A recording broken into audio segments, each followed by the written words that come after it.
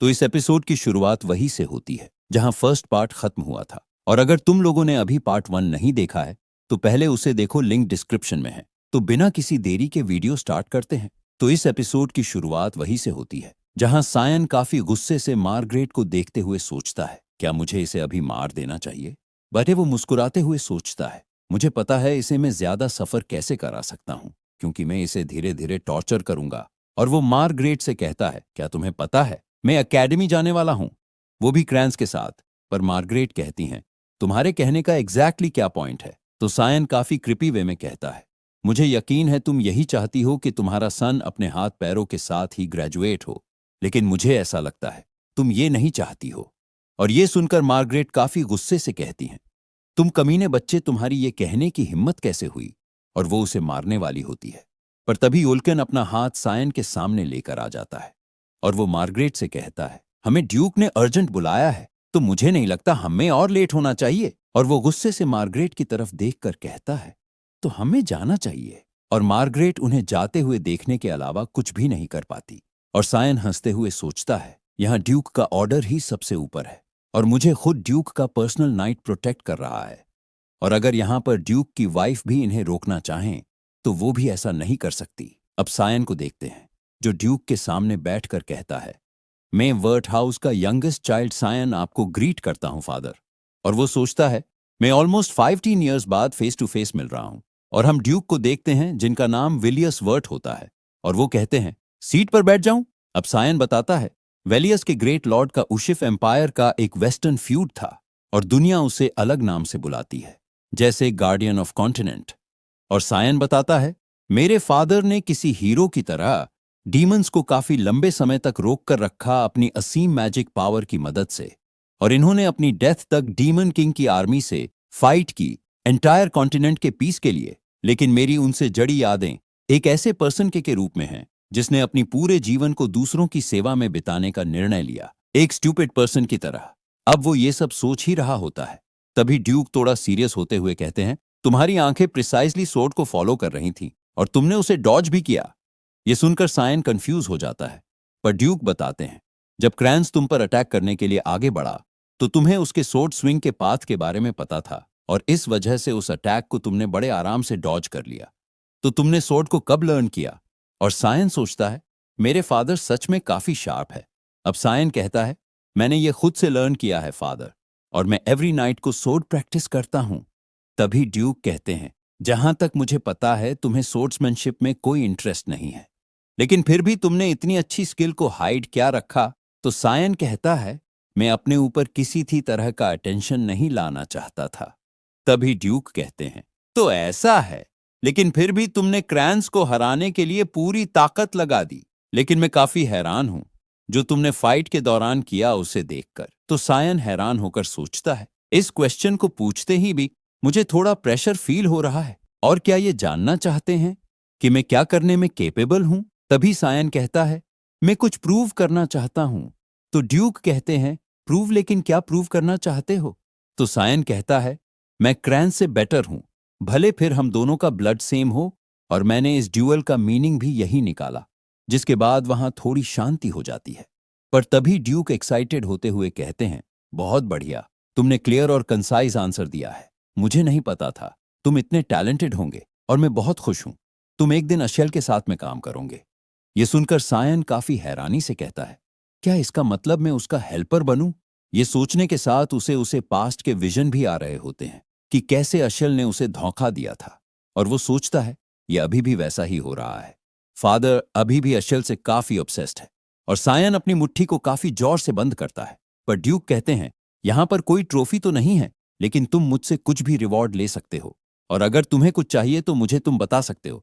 तो सायन सोचता है, तो मैं सब कुछ डिस्ट्रॉय कर दूंगा जो भी वो एशेल लेने का ट्राई करेगा। और सायन कहता है, मुझे चाहिए फादर। और हमें यहां बताया नहीं जाता कि सायन क्या मांगा है। अब हम एमिली को देखते हैं जो काफी चिल्लाते हुए कहती हैं, तुमने क्या कहा? तुम बैटल फ्रंट में जाने वाले हो? तो सायन कहता है, हां तुमने सही कहा। तो एमिली काफी गुस्से से कहती है, क्या तुम पागल हो गए हो? तुम्हें आइडिया है वो प्लेस कितनी खतरनाक है? और वो घबराकर बताती है, वहां पर काफी सारे डिमोनिक बीस्ट होते हैं और हमें बताया जाता है वेलियस उशिफ एम्पायर का वेस्टर्न प्लेस, ये वो जगह जिसे पूरा कॉन्टिनेंट बैटल फ्रंट के नाम से जानता है। यहां तक कि लिमिया वैली, जिसे फ्रंट लाइन भी कहा जाता है, और इस जगह को बैटलफील्ड भी कहा जाता है, क्योंकि यहां कई सौ सालों से डीमंस के साथ फाइट होती आई है। इसी वजह से फादर ने मुझे वहां ले जाने से मना कर दिया, लेकिन उन्होंने मुझे एक शर्त दी। वह शर्त थी, 1 महीने में मुझे लिमिया वैली में जाने इतना स्ट्रांग बनना होगा। और सायंस सोचता है, मैं नहीं जानता फादर किस आधार पर मुझे वहां ले जाएंगे, लेकिन कुछ भी हो, मुझे 1 महीने में जितनी हो सके अपनी फिजिकल स्ट्रेंथ को बढ़ाना होगा, क्योंकि मैं अभी भी बहुत कमजोर हूं। और वो अपनी पिछली फाइट को याद करते हुए कहता है, कम से कम मैं इतना लकी हूं कि मुझ में अभी भी वही कॉम्बैट सेंस है, वो मेरे रिग्रेसिंग से पहले था। और मैं कम अमाउंट में अपने मैजिक को भी सेंस कर सकता हूं। और मुझे अपनी कैपेबिलिटी के हिसाब से बॉडी को ट्रेन करना होगा, तो मुझे अभी से ट्रेनिंग स्टार्ट कर देनी चाहिए। पर तभी कोई दरवाजा खोलते हुए कहता है, सायन। और इसे देखकर सायन थोड़ा कंफ्यूज होते हुए कहता है, एलिस तुम। और ये सायन की सिस्टर होती है, और वो सायन को गुस्से से पकड़कर कहती है, क्या तुम पागल हो गए हो? मैंने सुना है तुमने फादर से बैटल फ्रंट में जाने के लिए पूछा है। और सायन काफी खराब हालत में कहता है, मुझे समझाने दो एलिस। ये सुनकर एलिस उसे छोड़ते हुए कहती है, ऐसा लगता है तुमने क्रैंस को हरा दिया तो तुम डीमंस को भी मार सकते हो, ये नहीं चलेगा सायन। और वो गुस्से से कहती है, मेरे साथ रूफटॉप चलो। अब हम उन दोनों को रूफटॉप पर आमने सामने देखते हैं, जहां एलिस कहती है, हम दोनों यहाँ पर स्वॉर्ड फाइट करने वाले हैं। अगर तुम 3 मिनट तक मेरे अटैक से बच गए तो तुम बैटल फ्रंट पर जा सकते हो। जिसे सुनकर सायन कहता है, क्या सच में तुम में सब करने वाली हो? पर एलिस कहती है, मैं कुछ नहीं सुनना चाहती, मुझे तुमसे एक क्वेश्चन का आंसर चाहिए। क्या तुम ये सब फैमिली टाइटल के लिए कर रहे हो? और सायन सोचता है, तो वो ये सब इस वजह से कर रही है, लेकिन मुझे इन सब में कोई इंटरेस्ट नहीं है। अब एलिस स्वॉर्ड निकालते हुए कहती है, तो तैयार हो जाओ स्वॉर्ड फाइट के लिए। लेकिन सायंस सोचता है, मुझे अभी आधा दिन भी नहीं हुआ क्रैंस से फाइट किए हुए, सच में ये दिन काफी बेकार है। लेकिन तभी एलिस अटैक करने के लिए आगे बढ़ जाती है, जिसे देखकर सायन काफी हैरान हो जाता है। पर तभी सायन और एलिस की तलवारें आपस में टकराती हैं, जिससे वहां काफी बड़ा इम्पैक्ट होता है। और सायन को अपना अटैक ब्लॉक करता देख एलिस काफी हैरानी से सोचती है, ये नहीं हो सकता इसने मेरा अटैक ब्लॉक किया, लेकिन ये अभी बस 10 साल का है। लेकिन सायंस सोचता है, क्या ये अपनी पूरी पावर का यूज करने वाली है अपने ब्रदर के ऊपर? और अब एलिस थोड़ी पीछे हो जाती है, और वो सोचती है, एक रैपियर बहुत हल्का होता है ब्लेड से, लेकिन फिर भी इसने मेरी लॉन्ग स्वॉर्ड के अटैक को पैरी कर दिया। और वो अपने गुस्से को छुपाते हुए सोचती है, ये बस इस बार लकी होगा। और वो सायन से कहती हैं, मैं तुम्हें अच्छे से सिखाती हूँ माय डियर सायन। ये सुनकर तो सायन काफी डर जाता है।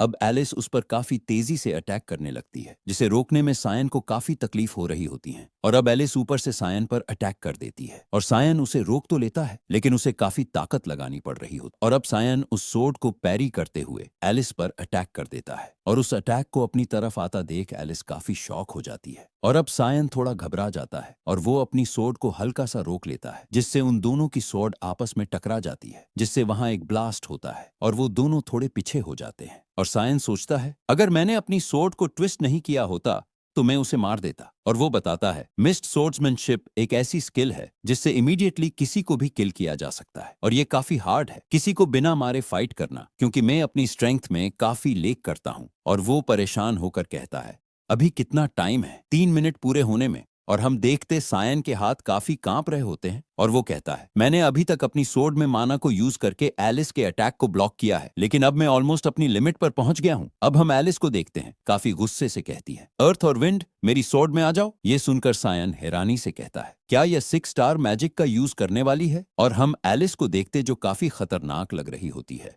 और उसने अपनी ब्लेड में ऑरा यूज कर लिया होता है, जिसे देखकर सायन रोते हुए कहता है, क्या ये मुझे मारने का ट्राई कर रही है? और इधर एलिस बस यही सोच रही होती है, मैं हार नहीं सकती। और सायन कहता है, ये बस ओवर हो चुका है, जरा इसकी आंखों में तो देखो, क्या मैं इस कासल से नीचे जंप करूं या फिर इसके अटैक को ब्लॉक करूं? और वो एलिस की तरफ जाते हुए सोचता है, ये वर्क जरूर करेगा, मुझे इस पर ट्रस्ट है। और यहाँ पर बताया नहीं जाता सायन किस प्लान के बारे में बात कर रहा है, और वही एलिस ने अपने अटैक को रेडी कर लिया होता है। और सायन घबराकर कहता है, प्लीज जल्दी से आ जाना। और इधर एलिस सायन पर अटैक कर देती है, लेकिन तभी कोई वहां पर आ जाता है, और उसे देखकर सायन कहता है, वुल्कन तुम आ गए। और वुल्कन बड़ी आसानी से एलिस के अटैक को ब्लॉक कर देता है, जिससे वहां काफी बड़ा एनर्जी का ब्लास्ट होता है, जिसे दूर से भी देखा जा सकता है। और अब एलुकन कहता है, यंग मिस तुम अपने यंगर बॉदर को हर्ट करने वाली हो। और इधर सायन सोचता है, मैं बहुत खुश हूं ये यहां पर आ गया।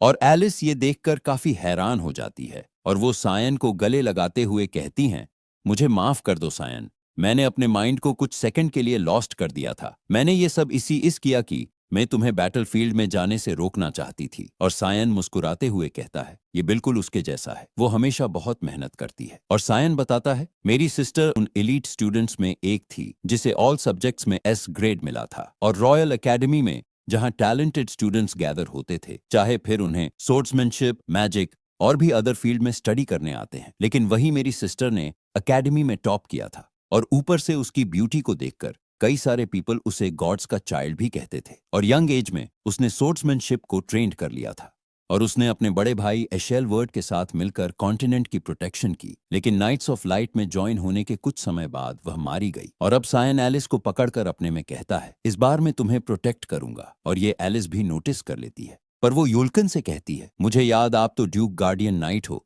तो आप ड्यूक को छोड़कर यहाँ क्यों हो? तो ओल्कन कहता है, ड्यूक ने मुझे यंग मास्टर को प्रोटेक्ट करने का ऑर्डर दिया है, और मैं ये आपको नहीं बता सकता, लेकिन मुझे सीक्रेटली इन्हें फॉलो करना था। अब सायन अपने में कहता है, मैं जब ड्यूक के ऑफिस से निकला तभी से मुझे इनकी प्रेजेंस फील हो रही थी, लेकिन मैंने उसे ऐसा नहीं लगने दिया कि मुझे पता है उनके बारे में। और वो सीरियस होते हुए सोचता है, लेकिन फादर योल्कन को सीक्रेटली मेरे पीछे जाने को क्यों कहा? और हम एलिस को देखते हैं जो सायन की तरफ हल्के से मुस्कुराती है। और सायन बताता है, अगले दिन एलिस एकेडमी में चली गई और वो पुशअप मारते हुए कहता है, जाहिर है वो ग्रेजुएशन से पहले अपने फादर से मिलने आई थी, और मुझे ऐसा लगता है मुझे और भी ज्यादा स्ट्रॉन्ग बनना होगा, इसलिए मैं पिछले 2 सप्ताह से अपनी स्ट्रेंथ को बढ़ाने की ट्रेनिंग कर रहा हूं। और वो नीचे गिरते हुए सोचता है, लेकिन मेरी लिमिट अभी भी 10 पुशअप की है। मैं पिछले 2 सप्ताह से ऐसे ही मेहनत कर रहा हूं। पहले मैं अपनी स्ट्रेंथ पर काफी कॉन्फिडेंट था, लेकिन मुझे अब कोई सोल्यूशन चाहिए अपनी स्ट्रेंथ रिकवर करने के लिए।